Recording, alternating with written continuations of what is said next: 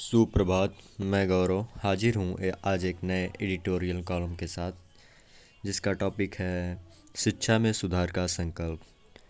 आज दिन है 30 दिसंबर 2022, दिन शुक्रवार। शिक्षा में सुधार का संकल्प के लेखक हैं जगमोहन सिंह राजपूत जी, जो कि शिक्षा, सामाजिक समरसता तथा पंथिक सद्भाव के क्षेत्रों में कार्यरत हैं। आइए हम शुरू करते हैं। एक और साल समापन की ओर है। यह गुजरता साल भी प्रश्न पत्र लीक होने के कलंक से बच नहीं पाया। हाल में ऐसे दो मामले फिर सुर्खियों में आए। पहला मामला राजस्थान का है। यहाँ शिक्षक भर्ती परीक्षा का पहला प्रश्न पत्र लीक हो गया। परिणाम स्वरूप परीक्षा रद्द हो गई। अध्यापन प्रशिक्षण की डिग्री लेकर नौकरी के लिए प्रतीक्षारत युवा फिर से निराशा की गर्त में पहुंच गए। दूसरा मामला हिमाचल प्रदेश का है। यहाँ राज्य कर्मचारी चयन आयोग के एक अधिकारी को परीक्षा से पहले ही हल किया गया प्रश्न पत्र बेचने के लिए गिरफ्तार किया गया। वहाँ भी परीक्षा रद्द हो गई। ऐसे मामले केवल 2 राज्यों तक सीमित नहीं, किंतु कुछ राज्यों में इसने एक व्यवस्था का रूप ले लिया है। जैसे राजस्थान, जहाँ मौजूदा सरकार के कार्यकाल में ही 10 बार बड़े स्तर पर प्रश्न पत्र लीक हुए हैं।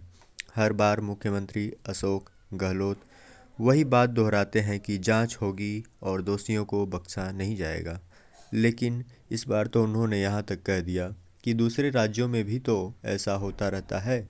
निस्संदेह तथ्यों के आधार पर उनकी बात गलत नहीं, लेकिन ऐसे बयान पीड़ित परीक्षार्थियों की संवेदनाओं पर और तीखा प्रहार करते हैं। इतना संवेदनहीन बयान कुछ और नहीं बल्कि कार्य संस्कृति में घोर अकर्मण्यता की सत्तासीनों द्वारा स्वीकार्यता की कहानी ही कहता है।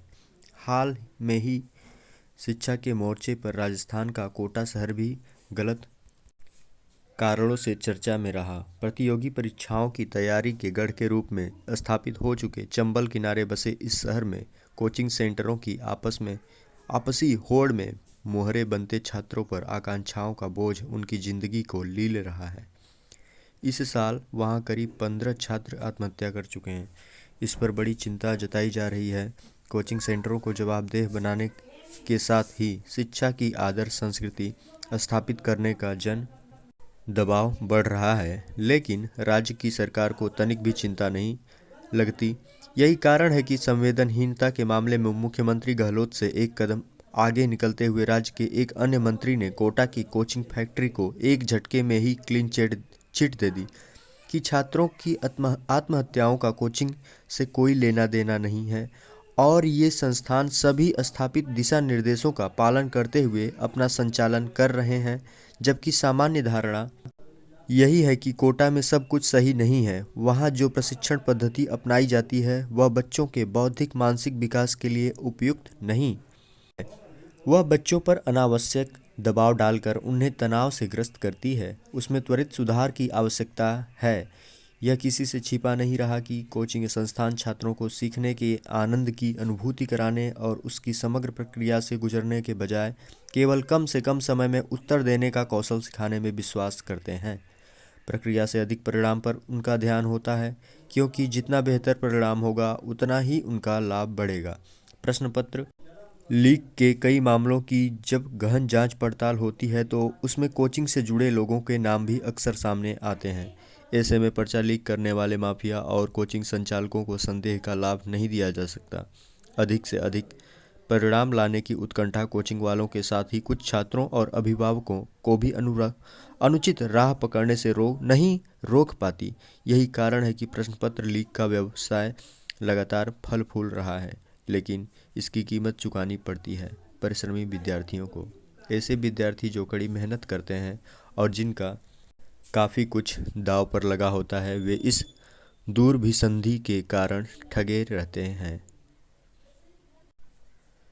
कई बार इसकी दुखद परिणति आत्महत्या के रूप में सामने आती है। ऐसे में कोटा में बढ़ रहे आत्महत्या के सिलसिले को इससे अलग करके नहीं देखा जा सकता। इनके अतिरिक्त नकल माफिया ने भी शिक्षा जैसे पवित्र क्षेत्र को कलंकित करने का काम किया है।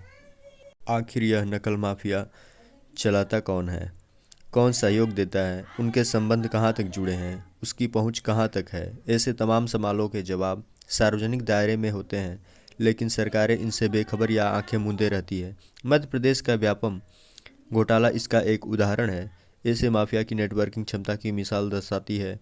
यह शिक्षा माफिया शासन प्रशासन में प्रत्येक स्तर तक तिकड़म भिड़ाने में माहिर होता है। इसका भयावह परिणाम लाखों मेधावी छात्रों को भुगतना पड़ता है, जिनके स्थान पर अपात्र लोग चुन कर आ जाते हैं। ऐसे तमाम मेधावियों की पारिवारिक पृष्ठभूमि अत्यंत सामान्य होती है। उनके अभिभावक किसी प्रकार संसाधन जुटाकर उनके सपनों में रंग भरने के लिए हर संभव प्रयास करते हैं, तो ये छात्र भी अपनी ओर से कोई कोर कसर शेष नहीं रखते, लेकिन पर्चा लीक होने या नकल माफिया की साठगांठ के आगे परास्त हो जाते हैं। ऐसे में उनमें और उनके अभिभावक में तनाव बढ़ना बहुत स्वाभाविक है। वास्तव में कोचिंग संस्थानों में पर अभिभावकों की बढ़ती निर्भरता और युवाओं की उस प्रक्रिया से गुजरने की मजबूरी संस्थागत शिक्षा पद्धति की सर्वविदित असफलता का प्रकटीकरण ही है। सरकारी स्कूलों में नियमित अध्यापकों की कमी, शिथिल कार्य संस्कृति, अध्यापकों के चयन में बंगाल जैसे अनैतिक घोटाले, शिक्षित माता पिता का अपनी इच्छाओं की पूर्ति के लिए बच्चों को किसी व्यवसाय विशेष में ज़बरदस्ती भेजना और बच्चों की इच्छा को किनारे कर कोटा जैसे कड़ाही से गुजरने को मजबूर करना उचित नहीं कहा जा सकता। इससे न केवल बच्चों की नैसर्गिक प्रतिभा नष्ट हो जाती है, अपितु वे कुंठित भी होते जाते हैं। यह उनके समग्र विकास में बाधक बनता है, जिसके नतीजे अक्सर आत्मघाती होते हैं। ऐसे में नव वर्ष पर लेने वाले संकल्पों में सरकार और समाज का एक संकल्प यह भी होना चाहिए कि शिक्षा क्षेत्र जिन सुधारों की बाट जोह रहा है, उनको मूर्त रूप देने में अब विलंब न किया जाए। इन्हीं शब्दों के साथ लेखक ने अपने वाणी को विराम दिया। तो यह थी शिक्षा में सुधार का संकल्प प्रकरण से लिया गया एडिटोरियल कॉलम, जो कि दैनिक जागरण के वाराणसी पत्रक में प्रकाशित किया गया है। धन्यवाद।